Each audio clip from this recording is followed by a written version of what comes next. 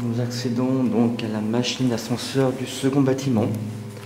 Nous remarquerons l'absence également d'une porte qui pourrait permettre de sécuriser les lieux dans la mesure où toutes les installations sont à nu et que malheureusement il pourrait très bien y avoir des enfants qui viennent jouer, comme ça a déjà été le cas, de retrouver des enfants dans ces locaux à jouer avec les doigts dans les fils, avec ce que ça pourrait engendrer, des tableaux électriques à nu.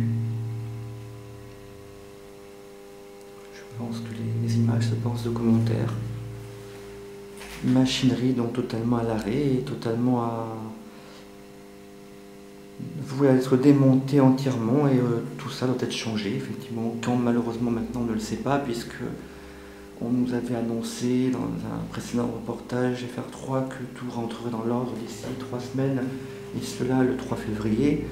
Nous sommes le 1er mars, nous devrions avoir une évolution conséquente aujourd'hui. Il se trouve que ce n'est pas le cas du tout aujourd'hui et que c'est toujours la même galère.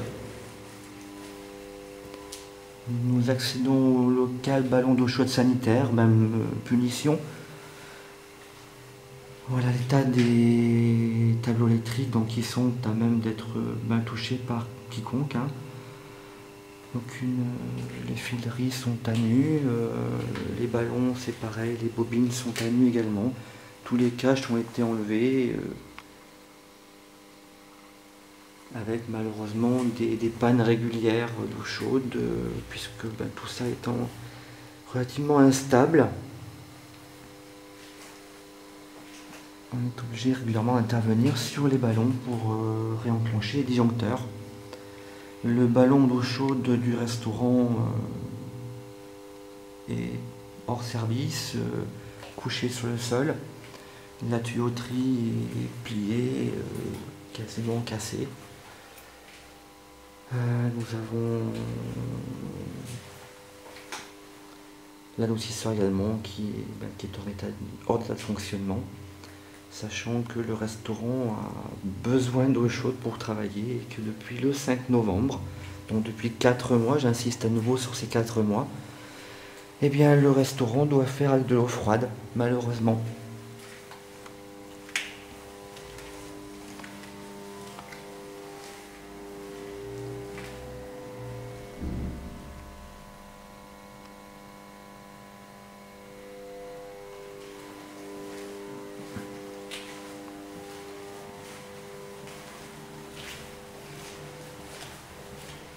Heureux de voir que 4 mois après, que rien n'a été fait,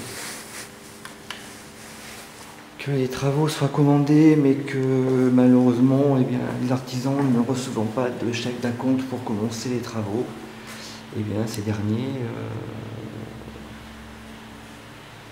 attendent de recevoir leur chèque d'acompte, ce que je conçois aisément. Surtout dans la mesure où le cabinet Foncia aujourd'hui possède des fonds. Vous voyez, nous sommes dans le noir. Malheureusement, j'ai la chance moi de connaître à peu près l'emplacement des boutons, ce qui me permet de remettre la lumière, de problème particulier.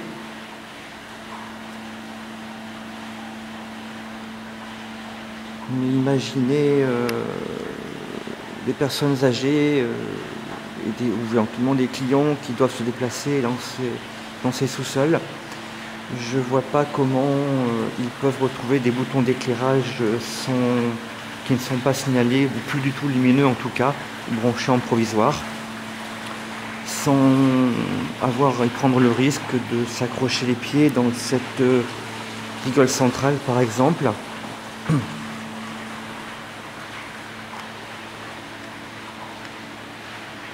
L'absence également de grille de sol étant même relativement dangereux.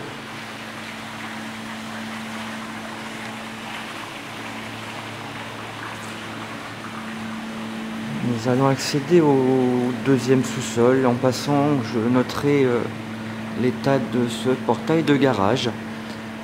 Son état n'est pas dû aux inondations, mais un sinistre précédent, bientôt, qui date je crois du mois de mars 2010 déjà, déclaré à Foncia, et vous voyez donc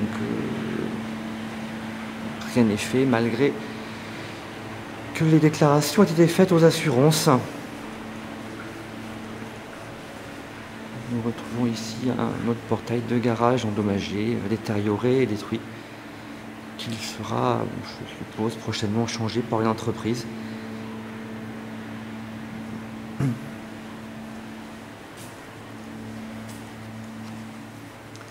Nous descendons au deuxième sous-sol. Donc deuxième sous-sol qui a été lui également inondé jusqu'au plafond comme l'étage précédent. On voit que les gaines de ventilation pour l'instant ne sont toujours pas reprises.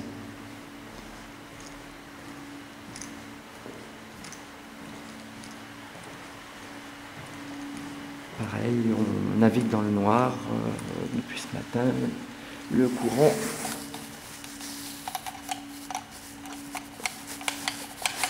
malheureusement disjoncté.